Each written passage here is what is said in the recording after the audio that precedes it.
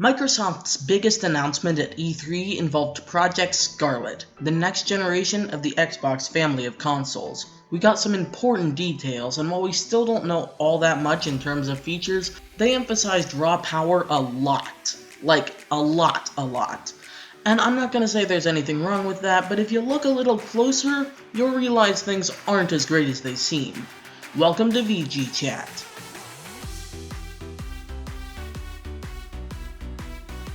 Alright, let's start with the resolution. Microsoft has confirmed that the Scarlett console will support graphics of up to 8K resolution. Well, what they specifically said is that it's capable of 8K resolution. For your information, that's big company lingo for only some games support 8K. But that's not my real issue with that. It's cool that games support 8K, but let's take a look at 8K itself. It's pretty great. 4 times as many pixels as 4K. Full Ultra HD resolution. But here's the thing, folks, 8K is not cheap. It's still a developing technology. Let's take a look here on Amazon, shall we? The cheapest 8K television is $4,000. Forget about buying the new Xbox. If you want its full capability, you're gonna have to shell out an extra $4,000. But Danny, I hear you say, it'll be cheaper by Christmas 2020. And yeah, it will be. 8K television is sure to be more mainstream in a year and a half. But there's no way it'll be under $1,000, and probably won't be less than $2,000. But let's consider the best case scenario. Let's say that the Xbox Scarlett releases at the lowest price an Xbox has ever released for, $300. And let's say that 8K TVs are, miraculously, down to $1,000. That's still $1,300 for the full gaming experience. Can your wallet handle that? We're looking at frame rates, up to 120 frames per second. How about the frame rate?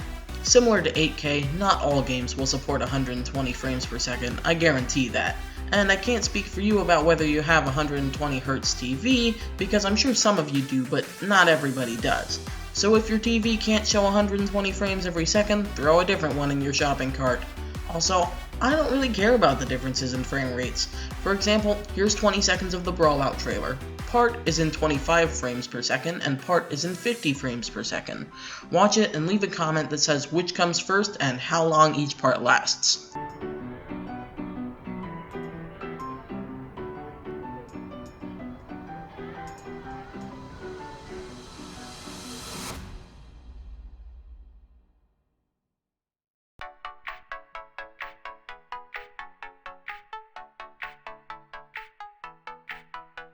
Alright, was that pretty hard?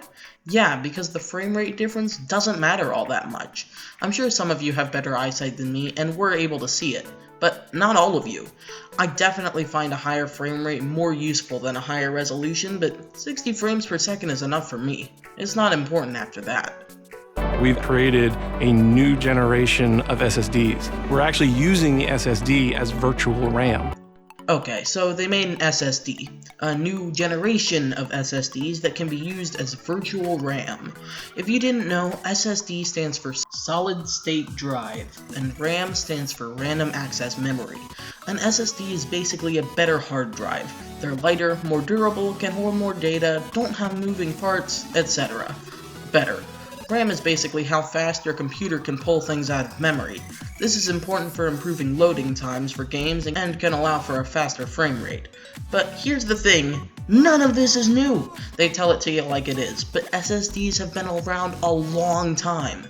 The world's first prototype SSD was made all the way back in 1988, and using it as virtual RAM? That's something called swap. Your computer might even do it automatically. They're acting like it's special, but it's not. It's really not. Now that we've got that out of the way, let's break down some of those big words and show you why they're not quite as impressive as they sound. We're leveraging high bandwidth GDDR6 to ensure that we're getting the best performance possible. High bandwidth GDDR6 RAM. This is a thing that makes things go faster. It stands for Graphics Double Data Rate Type 6 Synchronous Dynamic Random Access Memory. Basically, it increases the rate of data transfer. By definition, it's high bandwidth, so that part wasn't impressive per se, it was just a fact. Variable refresh rate. Variable refresh rate. Refresh rate is essentially how many frames per second a screen can show, or how many times it can refresh the picture every second. Variable refresh rate only comes into play if frame rates start slowing down, because it can help the game look smooth even on low frame rates. So does that mean they're worried that some games can't run at high frame rates, or is it just another fancy thing they wanted to say? Next-gen ray tracing. It's real time because it's hardware accelerated for the first time ever. Ray tracing. This is basically an algorithm that helps the picture to see how light can bounce off of objects in a virtual world. Don't get me wrong, that's cool, but the hardware accelerated part is completely useless. All it's really saying is that the hardware is a bit more inclined toward ray tracing than your PC is. However, despite all my ragging on it, it does look pretty cool. I'm not saying it has no redeeming qualities, but a lot of the stuff they told us was completely useless, so until I have more details, I'm not a big fan. But hey, it's launching with Halo, so that's cool, right? If you enjoyed the video or found it helpful or informative, make sure to leave a like and subscribe. Anyway, have a great day, and I hope to see you again next time. VG Chat, out!